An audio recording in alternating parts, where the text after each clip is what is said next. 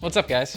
So, pretty sure I mentioned it a couple months ago at this point, maybe even maybe even a year ago now. A while back, I came into possession of a Gameboy Advance SP, and the problem with it is the screen is just completely borked. As you can see though, it still turns on, and I thought about doing a full shell swap on this guy, and given the condition of it, I honestly probably should. But from what I've seen, from what I've looked up, this tribal GBA seems to be one of the more expensive ones as far as the regular, just run-of-the-mill GBAs you can still find. So it makes me a bit leery of doing a reshell of it, but as it stands, it can't be used because you can't see anything with that awful screen. So I jumped on eBay and I found myself a replacement screen for the GBA as well as a replacement battery.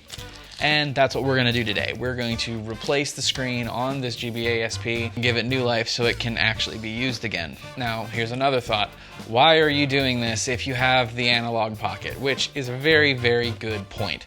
The Analog Pocket is a much better way to play these games, but sometimes you might just want an old school feel. In my circle at least, this was always the Game Boy to have. I never had it. I had, you can kind of see it up here. I had my purple Game Boy, and I had some friends who had SPs, and they were always really cool. It just will be a fun thing to have in my collection, especially if I can get it properly working again. So let's bring you all over here, and we'll get this guy apart and see how difficult of a process this actually is. I've never done a full screen replacement before, so this could really suck, or this could be fairly easy. We'll see. And here we go. I do have the iFixit guide pulled up here already, and I did look through it, and it doesn't seem like this is gonna be too difficult. It's just, it's a very small form factor to have to replace the screen here. Luckily, the screen's borked already, so if I screw it up worse, then it's not like I'm really out anything. So let's get on with it. You will need a screwdriver set. I've sang the praises of these iFixit kits. Just get one. You won't regret it. So the first thing we're gonna do is we are gonna take the actual battery out, and we're gonna get this back case off. So the battery is actually a really, really easy thing. I know I said I was gonna replace the battery in this, which I am. So if that's all you're doing, then it is literally take this one screw out. There's your battery, put a new one in, and put it back. Super easy fix. That's just the start of what we're doing here. There are 6 tri-wing screwdrivers, or screws, to get this guy out. So let's find our tri-wing. There it is, probably a Y0. I'll flash it across the screen right now. It's one of these. 6 screws we gotta take out, and they are 1, 2, 3, 4, 5, and 6. A little concerned opening this guy up actually, because it looks dusty as hell, so I'm a little bit worried about what the inside of it's actually going to look like. It'll be quite interesting to see.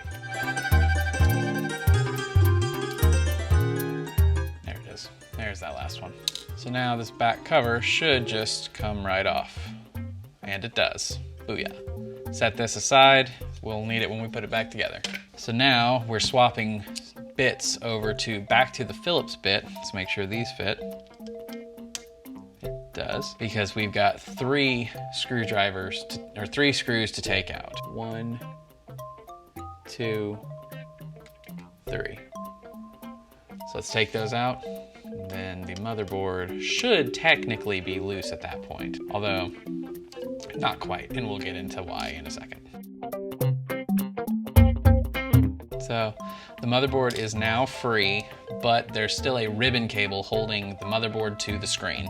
So we're gonna need to get some kind of spudger tool or tweezers or something of that kind. Where are my tweezers?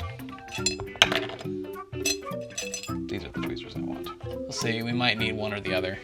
Now the iFixit guide says to hold your Game Boy Advance with the ports here at the bottom, hold it against the thing, lay that against the table, and then there's your power switch, so don't forget to put that back in, and then it should just lay down, and there is our motherboard. So much like releasing the screen in the other Game Boy whenever we did that before to replace the lens on the outside. You just have to take and flip these little ledgy things here.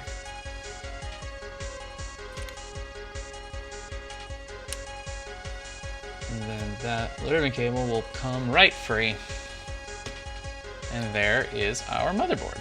If you're gonna replace the membranes, this is where you can stop. Because at that point, you are to your membranes and you can just replace those and move on with your life. But since we're going a little deeper, we need to set this motherboard aside. So the next step, I knew that was gonna happen, so the speaker come out too? Looks like it should. It does. So we'll just take that out as well. Just gotta remember to put all that back. It's time to actually take out the screen. Now it says to take a spudger here and we gotta remove these plastic screw covers. Metal tool might work a little bit better. All right, now there's all 5 screws exposed.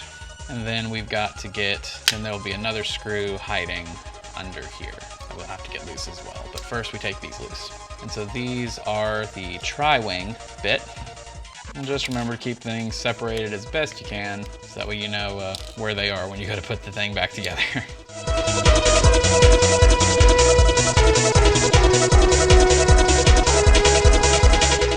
And then we have to take that last screw out, just to make sure that everything can come apart cleanly. The guy is right here, it's hiding underneath the ribbon cable. Except this one important thing to know is that this one is actually a Phillips screw, not a tri-wing, for some reason. So that's that little cover off. Now this guy can open up, and there is our screen that has been completely borked by something. It looks like it got hit by something because there's all the fracturing inside on the LCD comes down to about right here. So something smacked it. Something smacked it hard. And now that the screen is free, we can get our new screen here and replace it. Now, it's important, something that's important to know about these screens is that the GBA SP actually had 2 models. It had the AGS-001 and the AGS-101. The difference is the 001 had lights on the side, on the frame of the screen that shone light from the front down onto the LCD so you can see it. And the AGS-101 had an actual backlit LCD. So yeah, just an important distinction to know which one you have before you start taking it apart, because you want to make sure to get a screen that actually replaces what you have. But it's very easy to tell. You can just look at the back of your Game Boy here, and right here, model number. It will tell you whether it's an AGS-001 or an AGS-101. You just want to make sure you get a screen that fits your model of GBA SP that you're fixing. I really want to just check this thing real fast to make sure it even works. Okay, you see that? It's working. Basically all I did was I rehooked the LCD to the board and then just made sure the power switch was on, and then just touched the battery, give it some power, and it does light up and work. So that's good. So now that we have the new screen lens, this did come with some replacement lenses, but I don't actually really like how these look compared to the original. And like you could tell this was from a donor SP. Like he pulled this out of this working screen out of an SP that was probably jank otherwise, because you can see some like scratches and stuff on it, like right here. I don't know how well that shows up on camera, but it's definitely got a scratch there. And you can see like bits of dirt and adhesive and stuff around the outside. So I'm actually gonna take some Icy Pro and a Q-tip to wipe the face of the screen down before I put it back in the SP here. Watch your nostril when you're working with isopropyl alcohol. It is some out stuff. Like I said, I really just want to clean the outside of this just a little bit, the edges of it, just a little bit before we put it back together, to get some of that gunk off of it. I'm also going to take a microfiber cloth and just wipe it down. There we go. So now we should be good to get this guy back in the SP, and we're just going to kind of reverse order the stuff we just did. So we're going to take And this is probably the trickiest bit. You see the end of the ribbon cable here? It needs to go through that little slit right there. You see how you can see my hand through it? The ribbon cable end needs to go through that slit. Luckily, it fits right through it. And then we can just lay the screen in place and everything lines up like it should. See, when we open it up, we got our screen. So now that that's in place, we're gonna go ahead and take this, lay it back in place, and our little hinge cover here, gonna lay it back in place as well. And that's gonna be the first thing that we re-secure, is that hinge cover. Just so that way it's out of the way, it's taken care of, and then we'll go back inside the thing, go back inside the screen and put that back together as well. Now that that's done, we can actually make sure this stays on here like it needs to, open this guy up, and get these 5 screws back in place. But remember, those were tri-wing screws, so you gotta trade your screwdriver back.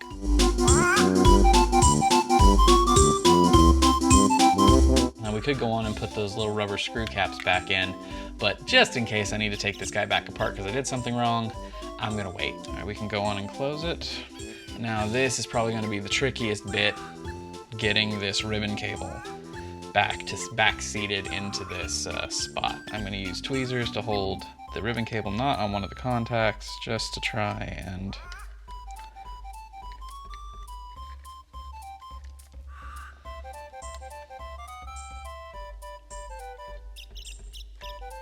I think that actually worked.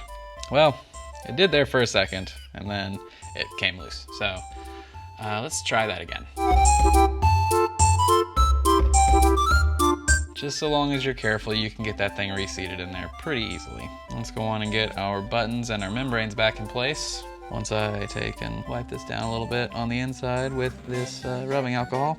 Not too bad, actually. Throw all our membranes back in place. There we go. With those all back in place, the motherboard should just drop back in, right where it needs to be. Now, before we go any further, I'm gonna just test this thing again just to make sure that the screen is working and I didn't screw something up before I get too happy about where I'm putting everything. Just like before, we're gonna just drop the battery in place. And we have power and the screen is indeed working. Perfect. That's good. It means we did it right. So now we gotta get all this stuff back together. Luckily, it's just do the exact reverse of what we did to get here, and then we're done. At least these motherboard screws seem to be the hardest ones to get in place just because you can't really set them before you bring your screwdriver to it.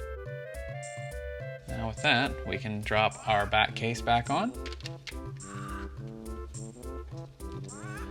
And we can put our screws back in. And this dude is ready to be played again.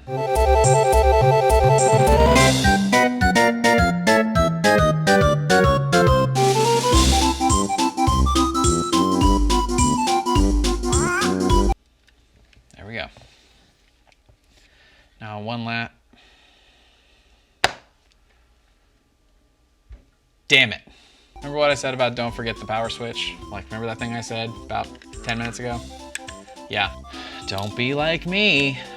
Don't forget your power switch. Luckily, it really just falls into place. Just make sure that the little rounded bit is, if you're looking at it like this, make sure the rounded bit is facing up. All right, take 2. There we go. And like I said, I wanted to put a new battery in it, but before I do that, let's grab us a game and make sure this guy's gonna work like I want it to.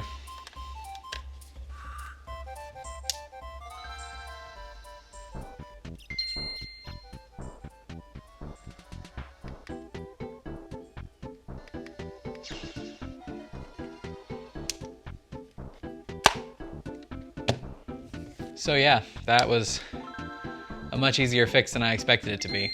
It's still it's a little daunting because just of the size of this guy, but if you feel comfortable in your skills to take apart and reassemble things, that was actually really easy to do. If that's something you need to do, I can attest, not that hard, but that's gonna be it for me.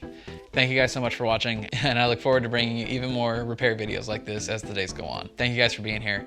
Please subscribe, and I'll see you in the next one. Have a good one, y'all.